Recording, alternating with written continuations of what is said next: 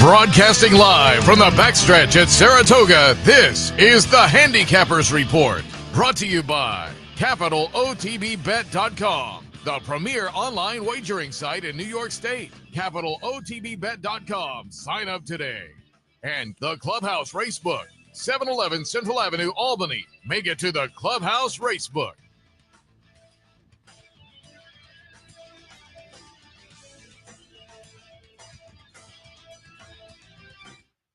Good morning, ladies and gentlemen. Welcome to the Handicappers Report alongside Seth, Merrow. I am Anthony Mormino the day after. And the weather is fine. It's not perfectly fine as it was yesterday. What do you think of that shot? Used to old film producer guy thing, etc. I'm wearing a pink shirt, just so everybody knows. Quite a pink shirt. So whoever's in charge, I think Seth has that South Florida glow going on. We can work on that. But the weather is overcast and mild, and as I've said before about coming to the track, perfect day. You're not going to get overheated. Yeah, no. But it's not a Chamber of Commerce day. But I feel like when you go to sporting events and you're out in the elements, this kind of really is, who the heck comes to the track to get a tan? As I've said, this is perfect for everything except beachgoers. Yeah, if it holds. I mean, they're saying potentially some showers during the afternoon, but they also said there's the potential for no showers. So it depends on sounds where like you are. You can say that. You ever hear Vince Scully's line where he said about a player, he was reported day to day. Scully goes, "Aren't we all? Aren't we all? It could rain or it could not rain. You can't be wrong." Special day, obviously, at a historic place that's had many of them. Perfect weather. I think for chalk players, it must have been they died and went to heaven. I think the average mutual in the stakes races, Seth, was about 480. Not my cup of tea at all. Here's another one for you. Think about this going forward. The average days in between races was 7.5 weeks. No. For the winners of the stakes races. See you at the Breeders' Cup, folks. Yeah. And Sovereignty lowered the average considerably by only being 28 days. And he looked phenomenal yesterday. Certainly 115 buyer for Sovereignty. Torpedo Anna, from what I read, had a 100. It was a nice day. Bookham Dano on 98. Bookham Dano 3, going back to the Belmont Stakes weekend. 3 graded stakes wins up here at Saratoga this summer, and he looked good. So it was a nice day, certainly. And as you said, a little short. What was 5 bars, the Shug horse who got Shug off the snide, and I have it in here. I think 40-some straight years of wins for Shug up here, and it's needed that to do it, as he had been on a little bit of a. Who's he chasing? Your man Shepard and I would PG guess Johnson? It didn't say it in the article. Yeah, 41 straight years. You mean to tell me they mentioned a trainer winning 40 straight years, but they didn't mention the high water marks? Not that I saw. You can't. I always like when they say, like you see a stat on TV, like won the scoring title 8 out of 9 years, and they don't put the guy in the year that he didn't. Like, what? Who's in the Department of Research? But I think your man, wasn't he like 50-something? I would have said he's 40-something, but I don't remember. And like high 40s, you're thinking, right? Talking about Jonathan Shepard. High 40s? I'm not sure. I think a lot. And I think PG Johnson was a big number. Big. Well, this is pretty good. Absolutely. Now 42 straight years for Shug. So congratulations. But for a little while, though, the fifth spanner made it easy to win for about 25 years. And then, as you say, it was short the rest of the way. Do you remember his first major winner? I'm gonna bet this winner was the start of the streak. Right? Last Trump in the test? Yeah, that was the start. 83? That was the start of the streak. Yeah. Boy, I've been around here a long time. That was exactly the start of the streak, the test winner. Were you surprised how slow the Forgo was?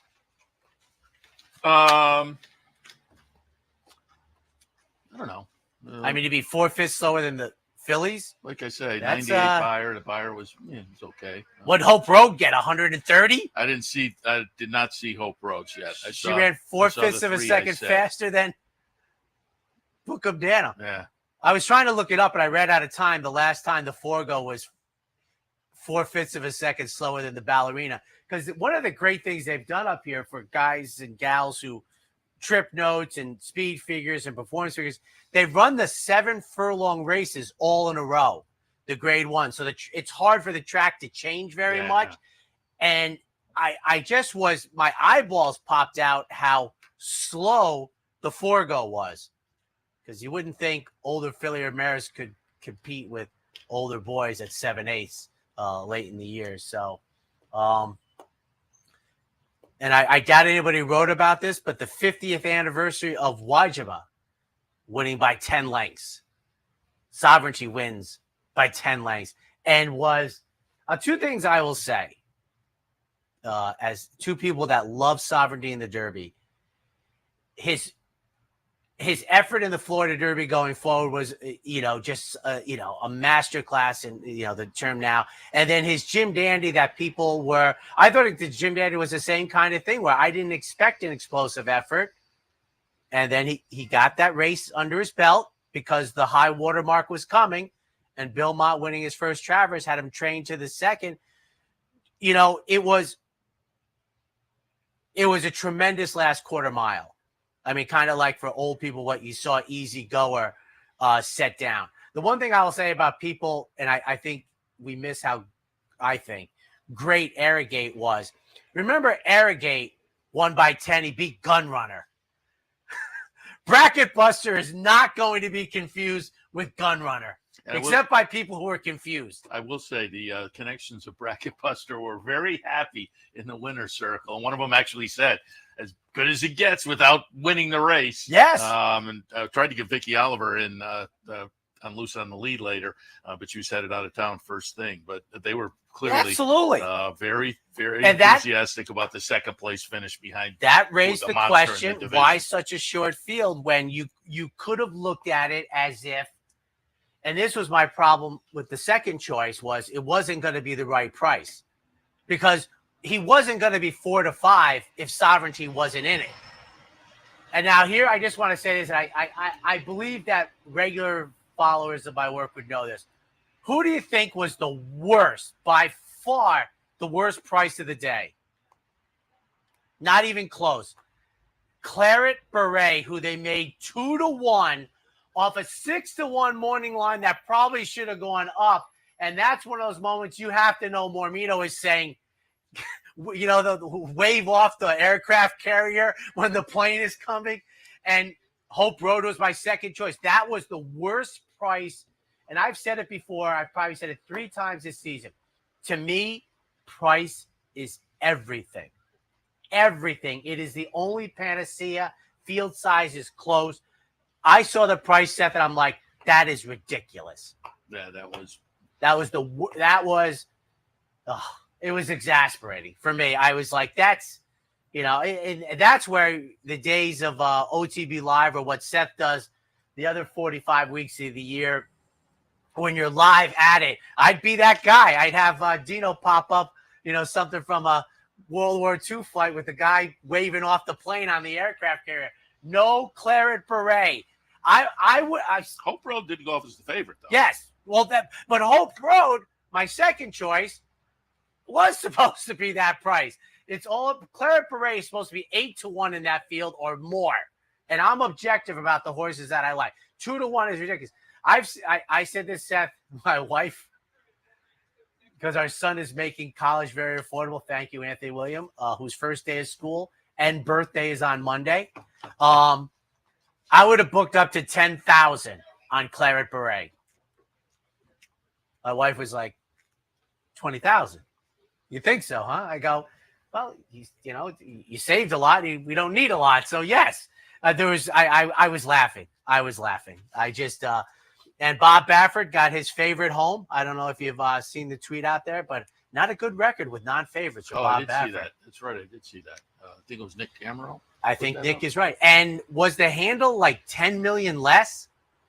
I didn't see the comparison, but it was 54 million. I think they were off 10 million from last year. And there was only 48,000 plus listed as attendance. What was it, the Travers last year? A 7-horse field? It wasn't like it was a 14-horse field. Yeah, I don't know. So I don't know how they lose 10 million. And Torpedo Anna, said she got 100. As a 3-year-old, she gets a 111, and as a 4-year-old, she gets 100. Yeah, she got the 111 is obviously an outlier though. When you Might look be a at baby it. Yoda. It could be. I mean, she kind of runs as she has to, and in that race against Fierceness, she had to run that well, and did. And yesterday she had to run one. I mean, that was a tussle down the lane. This is a rough game, but boy, I have empathy for the Darth Vader fans. Oh, I'm glad you mentioned that. Thank you. Because Seth's going. He mentions a lot. That's one I like. Because I ran into literally half a dozen people yesterday who were Skip Carlson from there's an way. Skip needed Darth Vader. Steve Bick needed Darth Vader. Our friend Sully needed Darth Vader, and I ran into another 3 people who were like, "Oh, Darth Vader, what a guy!" And so I empathize because that was a tough beat. Yeah, no question about it. You want to hear my favorite Skip Carlson story? Skip and I used to work together on Sundays. This is going back to 2003.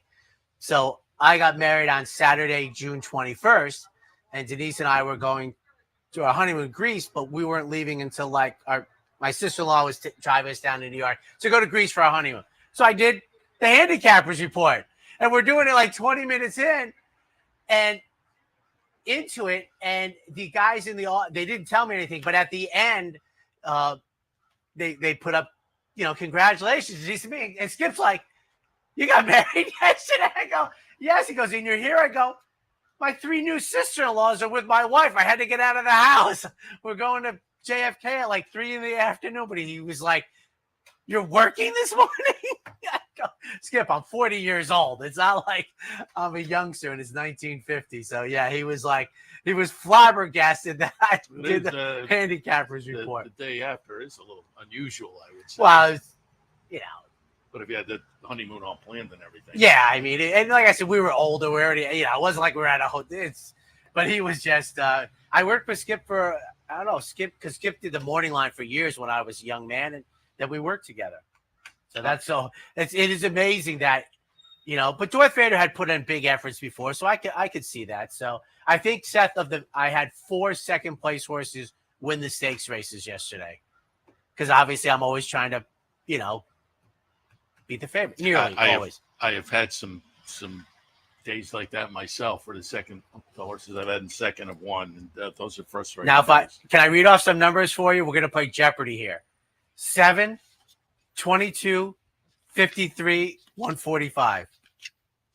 Oh, I'm the Jeopardy contestant? That's the answer. What's the question? No clue. What is the pick 3, the pick 4, the pick 5, and the pick 6? You imagine, and I don't care what people say. I am not sitting out here for 2.5 hours for $1.45. I will say though, I hit and I played very little yesterday because I was running around. So I played that all stakes pick 5, but I had a little slim ticket. I was kind of happy with it. It paid 53 or 54, but I had $53. I had it multiple times, and I had singled the last Dano and Sovereignty. I was 2 by 3 by 3. By 1 by 1, so it was $18. So you're on the other side. You think the $53 was like no? Okay. I'm not on the other side. But I was happy with the result. Right. I was able to, because again, yesterday was so busy, I wasn't.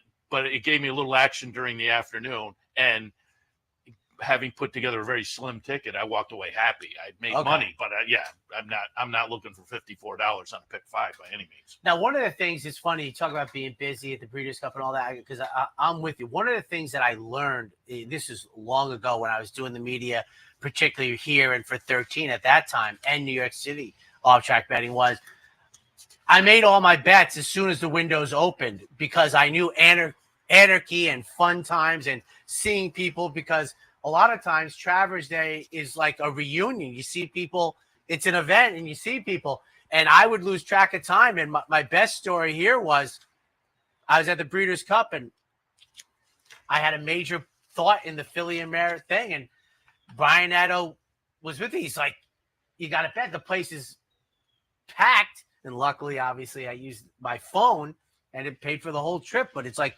I understand things get going on.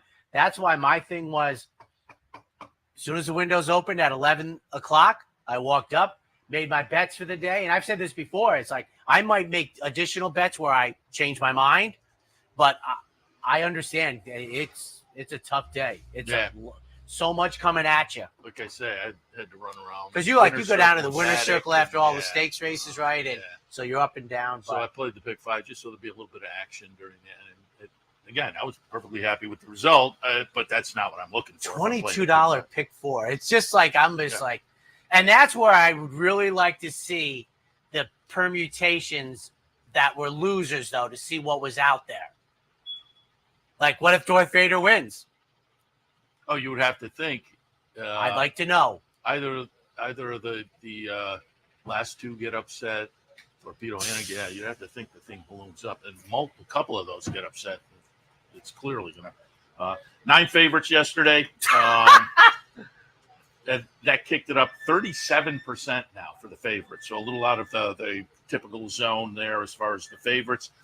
Just to give you a little update on the trainers side, the jock side is interesting. Trainer side, Chad Brown with 25, Linda Rice with 21, Todd Pletcher 20, Miguel Clement 16, and Maker and Asmussen tied at 12. So 25-21, Chad over Linda Rice. But on the jockey side of things, Irad and Jose tied at 52. And then you jump down to 33 for Flavian Prat, Ricardo Santana 31, Joel 27. But at 52, they stand tied, Irad and Jose. I don't know if you heard his interview after one of the winners. Little chance. Jose never watched that. Jose says, unfortunately, I'm going to Kentucky Downs. Yeah. He said, I want the title here, and I'd like this. But I'm it's sure he just, wants to ride in $1 million races. I have to do what I have to do. And so he's headed out with a real chance to win a Saratoga title over his brother. So I found that an interesting Now, here's a quick twist. thing, and I'm not going to look it up. Steve Asmussen had a very quiet first 3 weeks of this meet. He's really, as I said, it's hard for a Hall of Famer to fly under the radar, but I really think Todd Pletcher and Steve Asmussen have flown under it. And I was thinking about something today, Seth, as I came up, because we were talking about how they run to Labor Day, and you like the last week. I'd like a vacation, I guess. And you said how the last week is for the locals. I think July is for the locals. I think the whole month of July is for the locals. We get the whole month. They don't need the last week. We have the whole July 4th to August 1st is all for us. But, people have plans, late, whatever, in July. And I said it. I think we're coming up on 30 years of running till Labor Day. 30 years. It's been a while, certainly. Let me hit on business promos coming up today at the Clubhouse Racebook Knockout Challenge. And King of the Hill was hit yesterday, and so that's done now until we'll bring it back, I think, in October leading into the Breeders' Cup. But we had one scheduled for next week, and it's kind of a cumulative thing, and it's tough to hit. So once it gets hit a week out, it just makes sense to kind of wrap it up. Right. And Don't bury the lead. We all know what today is. Exactly. We all know I'm getting to what today is. But again, King of the Hill is wrapped up. So again, next week, if you look at it on the promo schedule, no King of the Hill next week. But again, Knockout Challenge Day at the Racebook and the Pick 3 Bankroll. Team's been selected. Hopefully you've been notified. I would expect everybody's been notified by now. So, again, Pick 3 Bankroll today. I was waiting until the scratches come out to put the plays together. But after the first couple where we got a little something in both of them, a little something, I'm going to try to make this last shot count. So, play of the day, the Pick 3 Bankroll today. We'll be looking to make things work. So, stay tuned. We'll post the plays online, and I think we only keep score at the end, Seth. So I'm going to try knock it out of the park. We'll see how that works. A couple other things. There's a mandatory Rainbow Six today at Gulfstream. If you like that, keep that in mind. Mandatory down at Gulfstream, the Rainbow Six. I don't want to hit you with a blindside. You got a figure for it? Is it one of those obscenely good ones? Or I don't think I saw the article. It was more just a headline kind of thing. But you can So check it's that. not certainly. 2 million. I don't know. Wow. I'm not sure. I'm not sure what it is exactly. You know what? Text our friend. Yeah. And a reminder as well, low roller contest again today, and it will be, I had it verified. Talked to Donnie Nelson yesterday. It's going to be tomorrow and next Sunday and Thursday as well. So if there's 3 more left, have a little extra fun with the low roller contest. Again, it's fun. If you've never played before, over in the 4-Star Dave area, downstairs in the back, you'll see the booth. You go up, you spend $40. You get a card that's worth $30. $10 goes into the prize pool. During the day, you have to make 5 $2 win play show bets. Whatever you make on the card, you keep. That's your money. And if you hit the top of the ladder, you get some nice prize money as well. It's a lot of fun. So the low roller contest today, next Sunday, and in between Thursday as well. Are you in? Oh, yeah. Okay. Oh, absolutely. Yeah. Well, you got a busy agenda, man, like you. No, but that. So you just get to go over, Paul, and you get to go to your workstation, right? Yeah. Yeah. So you get a card. You can play wherever. Yeah. So it's not cumbersome then. It's no. It's no. Okay, Yeah. You don't have to. I was show thinking back. like the old days where you sat in a room or something. Yeah. No, it's nothing like that. That's You don't have to show back up in the stupid. booth or Yeah, anything. okay. Yeah. You All get the right. card, and then you can So be of course anywhere you're in in. the Yeah. facility and play. Obviously. We're gonna put up the slate for the play of the day. Steve Vick will be in with Seth for Loose on the Lead at the top of the hour. He'll have a live if he wants to extrapolate on McCaw. Race 10, number 7, 12-1 on the morning line. So there you have the DePaulo play of the day, and Steve will be in recapping. I mean, I don't tease because obviously this is a game built on gambling, but I mean, you had the second choice win the Lake Placid, run at a mile for the first time, and then you had 5 favorites. I'm pretty sure that's never happened before on Travers Day, since it's really been, there's some years the personal answer was on Fridays, etc. But boy, and I'll tell you, kudos to the folks, because as much as I might be teasing about it, and I know I come at it looking like how to beat the favorite, but they were skull busters irrespective of that. Yeah. And the people got it right. Yeah. I mean, except, you don't get a lot of credit for sovereignty. I mean, even Mormino bit the bullet at what was he, 3-10? Yeah, something like that. Yeah. So we'll toss out a couple of notes Yes. as well. we like notes. Torpedo Anna, I found this interesting. Kenny McPeak looking at what the race down at Keeneland, but he's also looking potentially the Delaware Handicap for her, which has been moved. But not only that, I don't want to disparage one of the great races of my youth.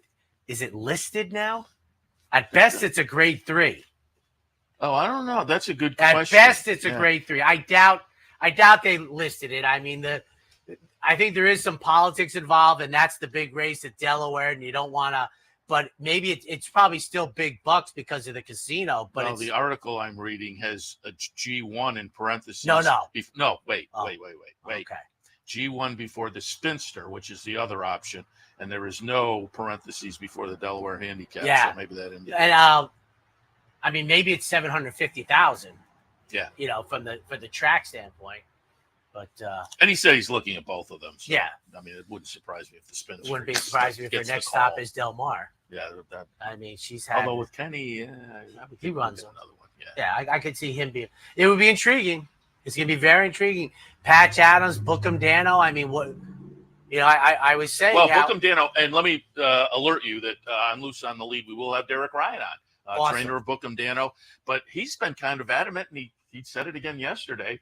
His plan hasn't been the Breeders' Cup, but they had the win and you're in yesterday. So he said, yeah, we'll see. But my plan has always been not to go. So we'll see how that works out. And then Joe Lee will join us as well. Mayday ready, winning the Lake Placid. Tremendous job. And I'll tell you one thing, and I talk about I'm not interested pregame, postgame, but he said something that I think he said for the Appalachians she was in season, which okay. And that's one of the times that's not trainers speak. That is good stuff. And he said it, and he was saying how the first part of the year didn't go the way he wanted, and They let Jose loose on the lead yesterday. No one wanted to attack him. His brother didn't want to attack him. Yeah, the post-race comments were kind of, we looked at the pace and whatnot and said, because that was not her style.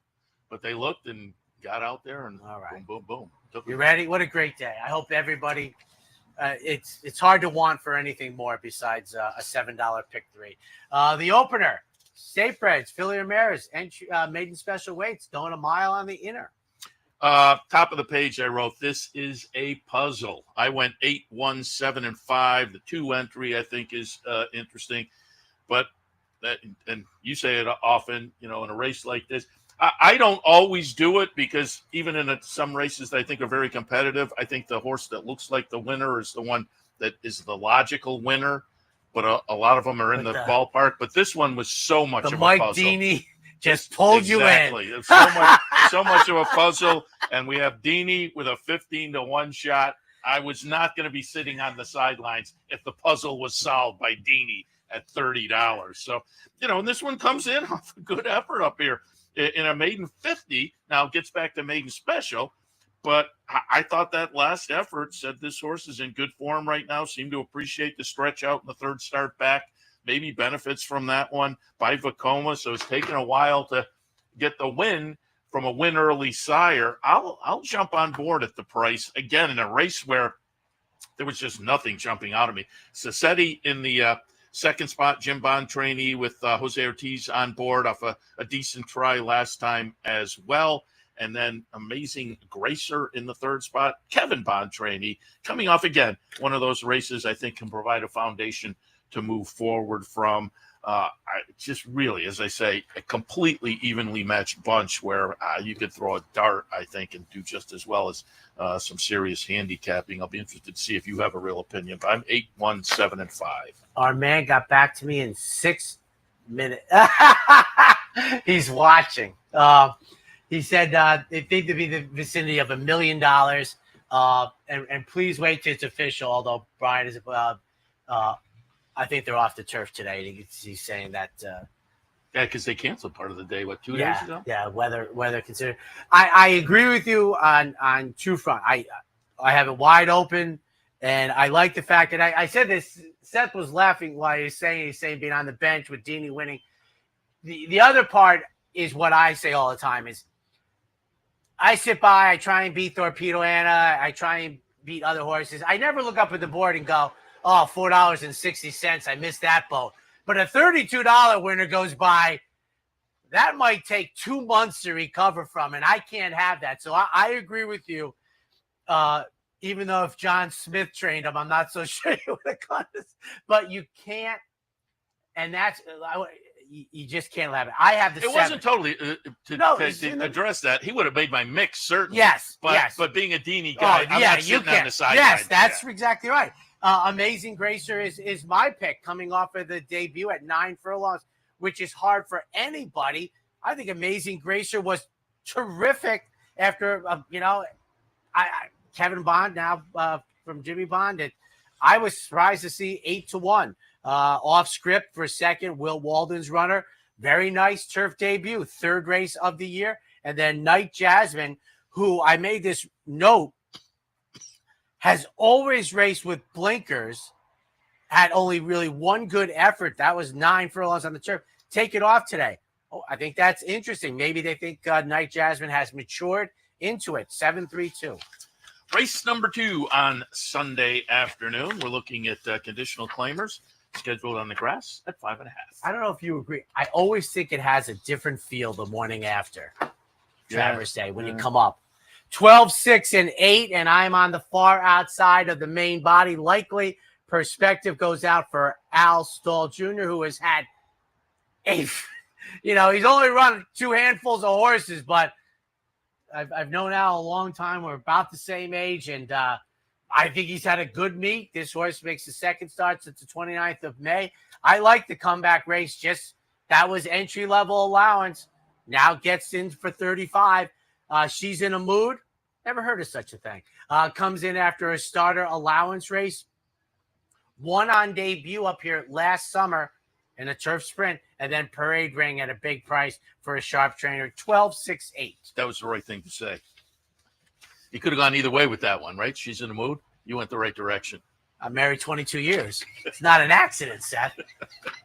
I have a 10, 1, 5, and 12. And the 10 is my Dark Horse play today, brought to you by the Dark Horse Mercantile in downtown Saratoga, as well as their sister store, Impressions, just down the street as well. Again, stop by during the meet if you're in town and grab some dinner. They're open a little bit later. Certainly Impressions is. Stop by then, but certainly after the meet as well.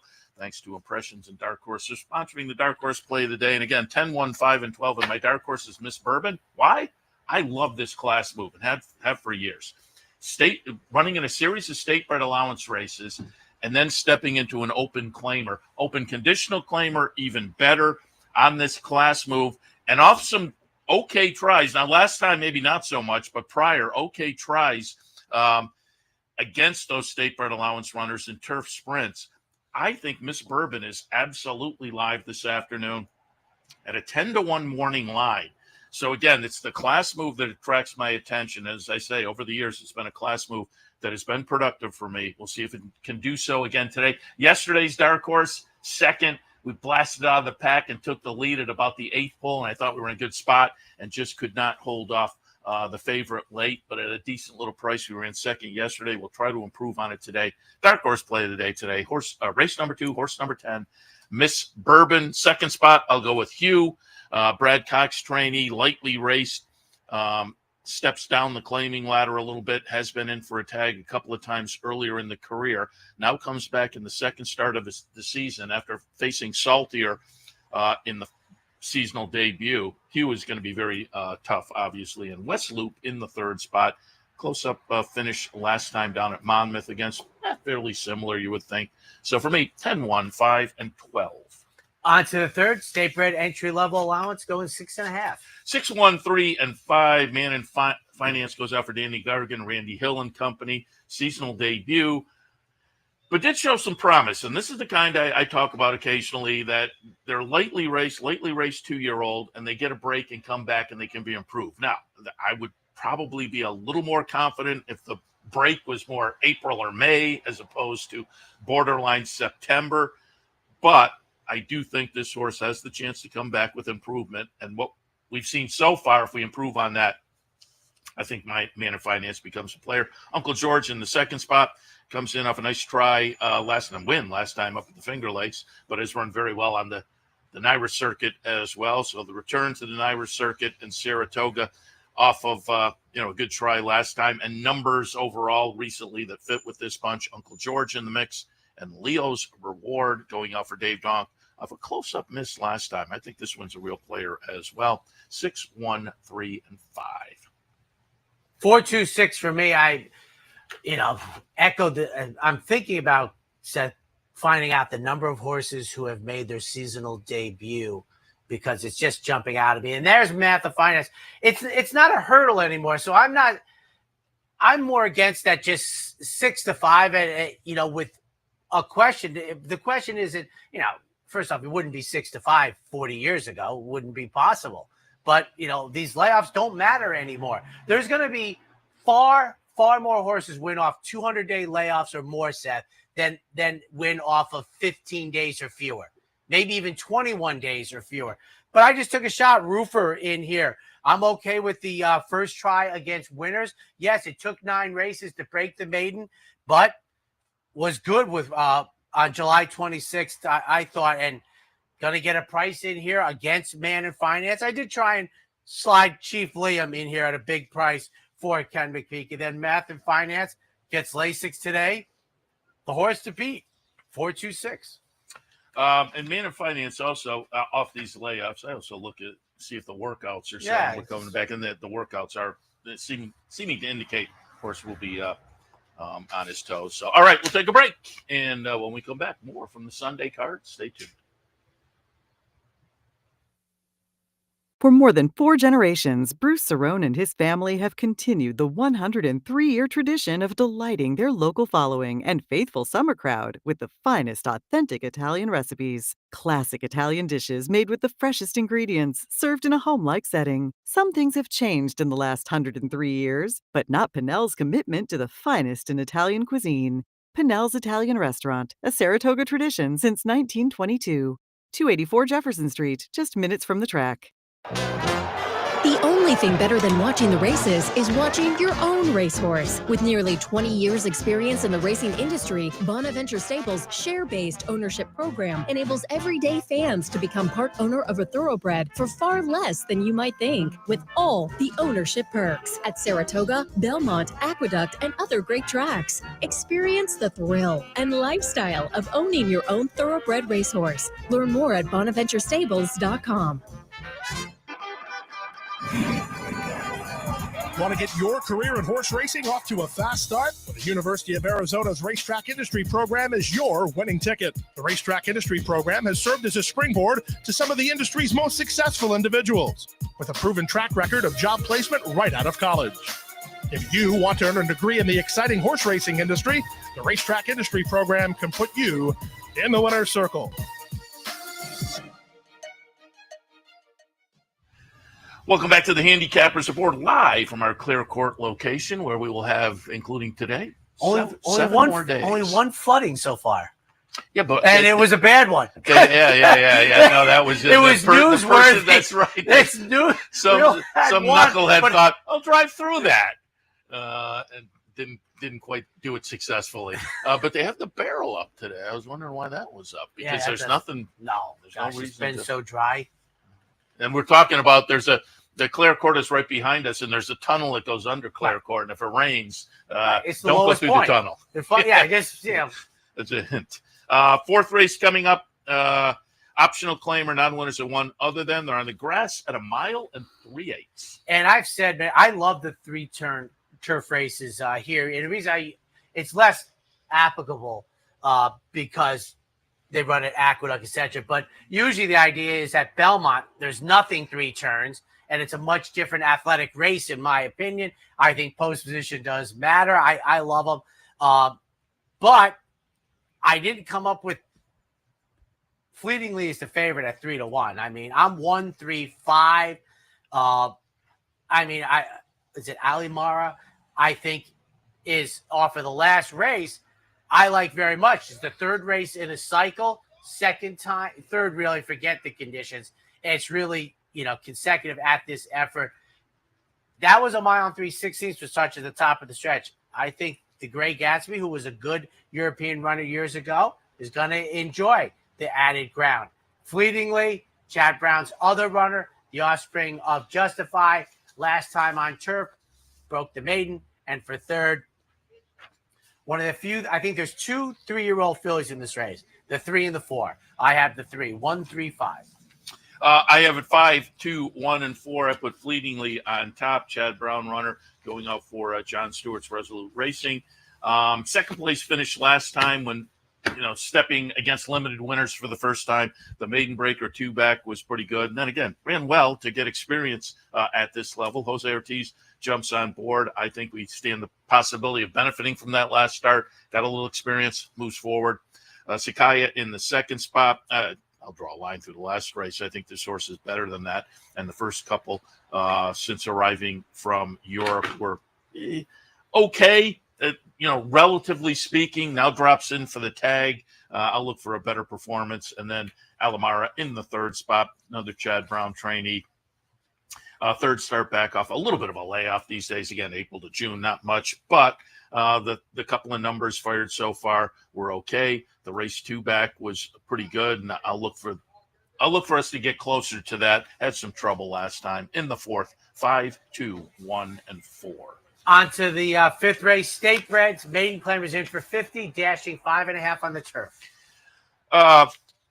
2, 1, 4, and 5 for me. The 2 is Cloudy Chance, and I dug in. I have to come up with stats, a stat to look at every day for the Times Union. And the stat I went with here, I looked it up because Cloudy Chance goes out for Chris Engelhart.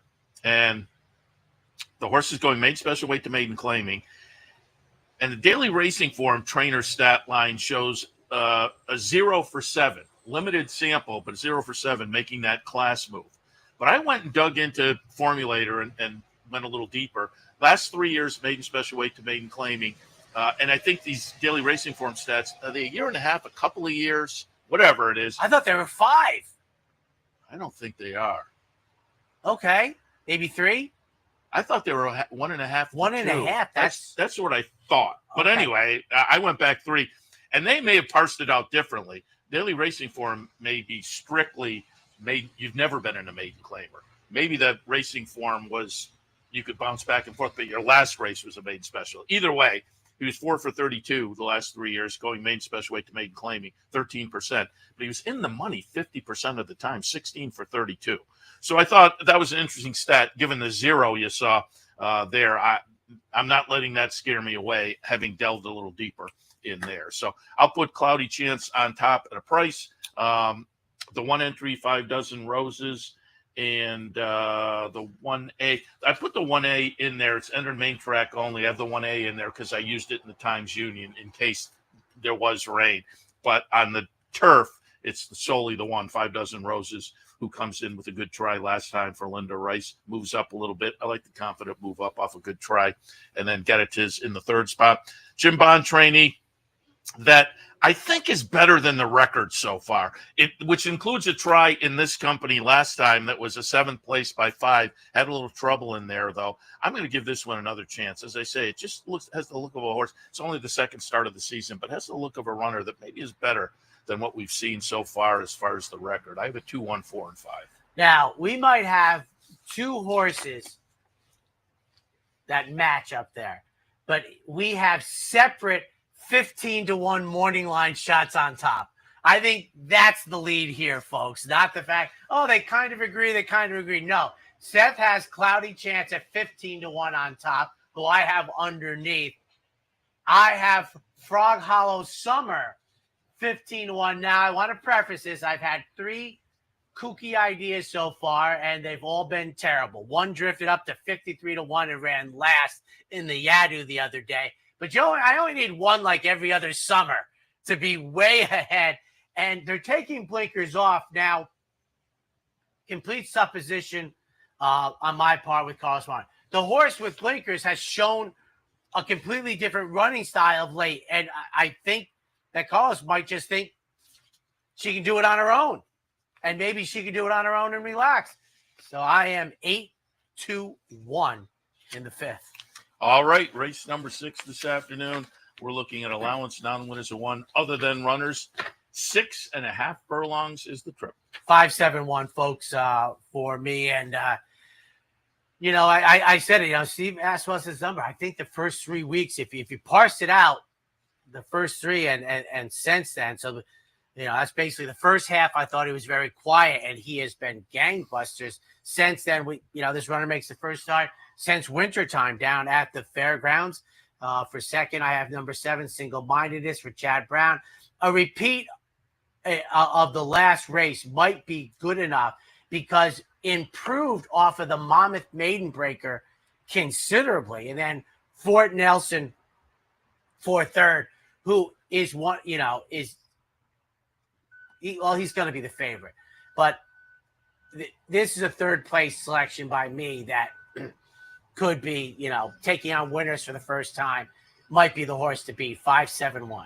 7-1, 6 and 2. Your 5 was kind of flirting with getting in the mix, but I went with single-minded Chad and Klarovich runner, always potent up here at Saratoga. Broke the maiden down in Monmouth, but again, you don't have to be worried about the Pletcher runners or the Chad runners down at Monmouth when they come up here. They're legit, and this one proved that, stepping in against limited winners last time and running an okay second with an improved number. If that improvement continues, from the outside post position strategically is in a good spot. So I went with single-minded over Fort Nelson, who is in the 1 hole, maybe the one to beat. But I just thought between these 2, I'm going to go with the one on the outside, who from potent connections, who, again, may strategically have a little bit of an advantage over Fort Nelson. And then Gardner in the 3rd spot for Joe Sharp. Speaking of trainers who have done very well at the meet, this one comes in off a couple of wins, bookending a 2nd in the last 3 starts. So comes in very good form. And Jose Ortiz on board, again, tied for that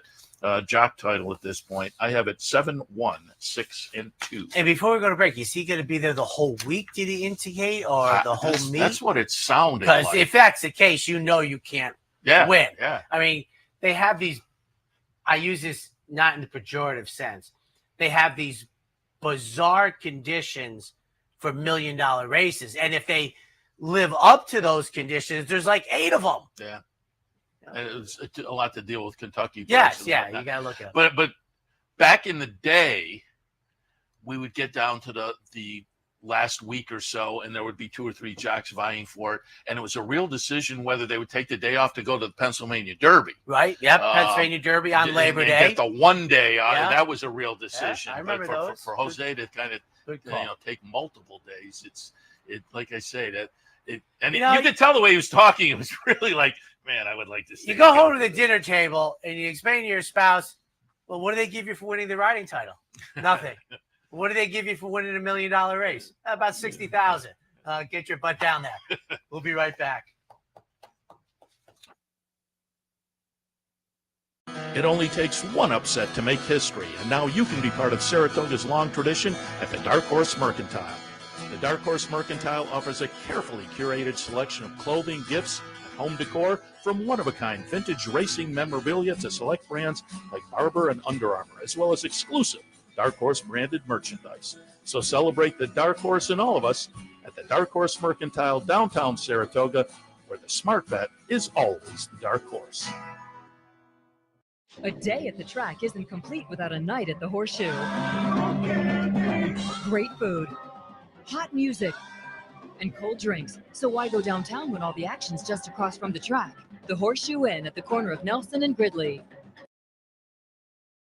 You like free money? Well, Capital OTB gives its players plenty of opportunities to cash in. At Capital OTB, there are so many ways for horse players to receive bonus dollars by simply participating in promotions such as our bankrolls, bounty bets, online handicapping contests, and much, much more. Plus, with Capital OTB's Player Rewards program, you get actual cash back. So what are you waiting for? Log on today at CapitalOTB.com or CapitalOTBBet.com and claim your free money.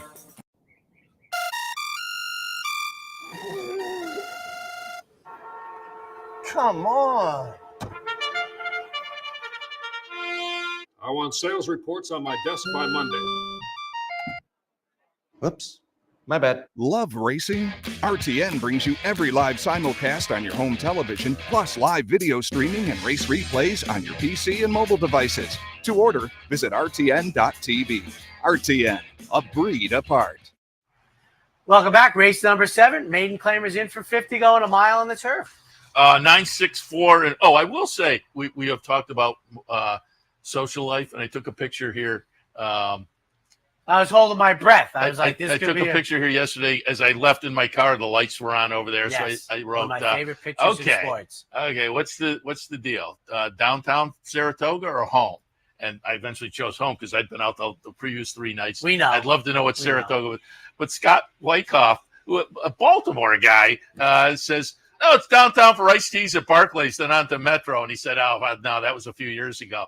And I'm thinking, how did he know about iced teas at Barclays and the Metro? But that was and if we were still in those days, I would have been downtown last night. But it's a different era for me. But I appreciated that he had the memories that being an out of town guy. I was surprised that he was plugged into that. But 7th race for me, 9, 6, 4, and 14. I'll put unlimited spending on top. Japanese breeding, and so I looked it up, and yes, this horse was sold at a sale in Japan last year. A 2-year-old sale sold for $212,000. So put that in your notes, perhaps. But we have a record to go by already. The maiden special runs weren't much, but again, it's interesting to know they paid $212,000, and now after 4 starts of not much, they drop in for $50,000. But they're fairly potent, these connections, when they make this kind of a move. So I'll put unlimited spending on top. 2nd spot, we'll take a look at Galatina going out for Kerry Bryan and coming in off a nice try at Delaware, which we paid attention to a little bit at this meet. The Delaware shippers coming up. That's the move I used to like with Jonathan Shepard. A couple of races for the waiver. And again, improvement start 1 to start 2. I like this one this afternoon to continue that improvement. And New Issue comes in off a couple of nice tries herself that I think could be beneficial. Both of those are sprints. That's an angle I like quite a bit. You come off a break or you're starting the career. 2 sprints stretch out in the third start. So we'll see how that works out. I have the 14 at the bottom of my mix. That's too deep on the AE list. We'll see. But if that one gets in, take a look. 9, 6, 4, and 14. 9 of the 12 are 3-year-olds in the main body. I'm 2, 8, 4, 2 firsters. I think this group, this Indy Farms, I think they had a horse run sneaky well the other day. An American Pop Star, the number 2 horse, an offspring of American Pharaoh, who has turned out to be a quality turf stallion. I'm just taking a flyer. I got double-digit odds. I draw a good post. Ricardo Santana takes them out. I'm just going to take this Lindy Farms runner for Phil Antonacci. Big win yesterday. American Pop Star. For a second, another firster with Beckman sends out I'm going to pronounce it Artella in the debut. 1,000 words. Is that the Queen's MG stallion? Didn't 1,000 words pop up last year right off the bat with because it says 12.5 now, but I think he was much lower than that last year when the Queen's MG. And then new issue, first off the claim for Amelia Green, 284. Race number 8 on this Sunday afternoon card is the stake. And again, they've been plugging in some New York bred stakes throughout the week. And this is the state bred West Point, $150,000, 8.5 on the grass. And I know how I say this. How do you get only 6? This is kind of like one of the major turf races for New York breds. We have half a dozen. Yeah, they have more in the MTO than they have in the body of the race. Yes, that's hard to manage. And I know Rhetorical is, 1 to 2 in here, but still, you got to run for the money here. I think they all don't show up every day, even though Rhetorical's done it 75% of the time. The race goes through the 6 horse. That's fine. Seth has the 2 underneath. I have Clear Conscious on top. I'm taking a shot. I get the race 2 races back is a buyer speed figure higher than Rhetorical's ever run. I'll take my chances. 265 with Con Man for third. I went 6, 2, 3, and 5 again. Rhetorical. It's hard to get past that one. Yeah. It finished in front of Clear Conscience last time, but as you say, the race 2 back from Clear Conscience fits with apparently good enough to win. And then better lucky than good in the third spot. Third start back off a layoff, and if this one gets that third start improvement, I think is right in the thick of things today. I have it 6, 2, 3, and 5. All right, take a quick break. We'll be right back.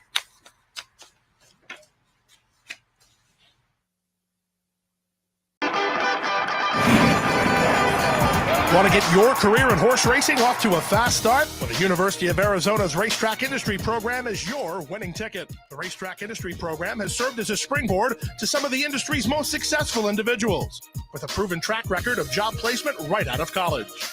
If you want to earn a degree in the exciting horse racing industry, the Racetrack Industry Program can put you in the winner's circle.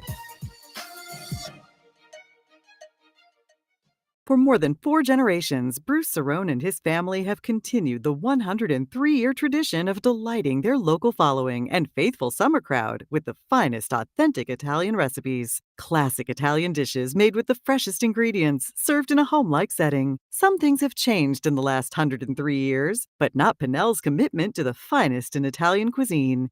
Pinnell's Italian Restaurant, a Saratoga tradition since 1922. 284 Jefferson Street, just minutes from the track. Sometimes it pays to go with the flow, to check your worries at the door, to reconnect with your crew, to follow the thrills and the flavor, to roll with it and see where it takes you, to enjoy every minute to its fullest, and to dance like there's no tomorrow. You can do that here at Rivers Casino and Resort Schenectady, where the good times flow. Welcome back, ladies and gentlemen. Steve Bick throwing bombs just as we come out of break. Had to make the tie comment. Well, I let it go most of this season, but everybody knows that is a Steve Bick gift. One thing I was also talking with Steve, about the mutuals. I said, historically, we're going to look back at the prices and everything, but they were tremendously competitive races. It wasn't like Sovereignty was the exception, not the rule. Those favorites all won in tussles. Yeah. Which is why I don't like favorites, but no, only kidding. ninth race, Open Company fillies, entry-level allowance going 6. 1, 5, 8, and 4. I'll put Paulus the Star on top. Tom Morley, runner. I 6-1 on the morning line, but this horse is competitive far more often than not, and I think is very much competitive with this group. So I think a logical player at a decent price. I'll toss that one on top. Despo's Dream, also a decent price, 15-1 on the morning line. First off the claim for Linda Rice, and again with numbers that fit. Now class-wise, we'll see. Stepping out of a claim where it was claimed last time. But you look at the races before in Allowance Company, they were pretty good. So that morning line to me looks very attractive on Despo's Dream. But you're getting the prices because of Senza Parole, who people will be waiting for this race, obviously, this afternoon. The comeback of this one is going to attract a lot of attention. It was a phenomenal winner up here last year in the lone start of the career. Again, it was literally a year ago, August 23rd. Today's August 24th. So a year and a day, and it was a huge eye-popping victory that had people kind of salivating, but that one went to the sidelines. I don't know. The workouts for the comeback don't jump out at me.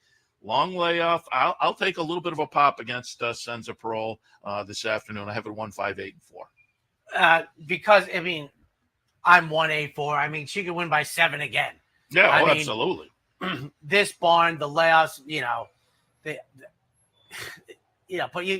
I think in this chair, you're supposed to pick against a 4 to 5 shot off a 366-day layoff.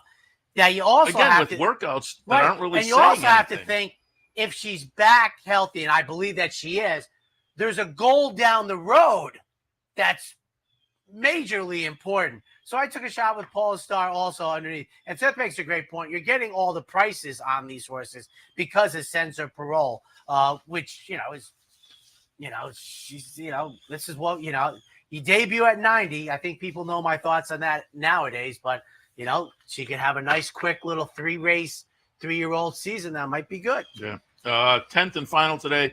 Again, about quarter after, well, I guess closer to 20 after 6, 6:19 to be exact is what's listed. But we're looking at plain vanilla bottomish level claimers, 12.5, going 3/4 of a mile. 10-3-6 for me, and Rhythm Nick gets my top pick, 12.5 claim, 2 races back. That was a seasonal debut on July 6th off of an 11-month layoff. Big race, regression. We move forward with Kendrick.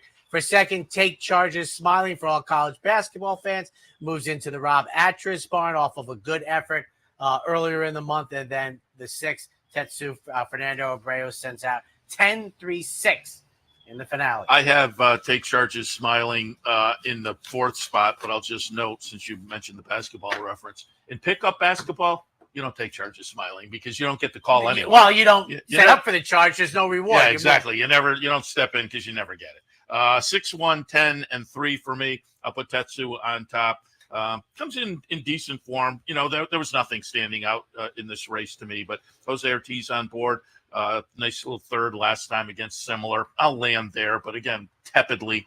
Second spot, Gatsby. I wrote on Equidaily, I wrote something like, not great, but maybe good enough to get it done. Here, you see what I did there? I do. Off the claim. I think there is enough there to make a case for this one. But as I say, there's nothing standing out in this field.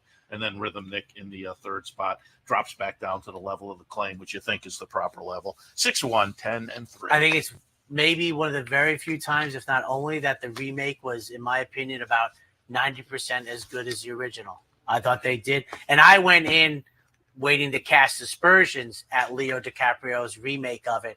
But at the end of the day, I ever saw I the thought remake. it was extremely well done. And I think of the original as one of the all-time great movies. You do? Absolutely. The story didn't. That's why I didn't watch the remake. The story doesn't intrigue me at all. Well, that's how it works. Yeah. As my mother used to say, so why do they make vanilla and chocolate ice cream? He stays, I go, ladies and gentlemen. Have a great Sunday.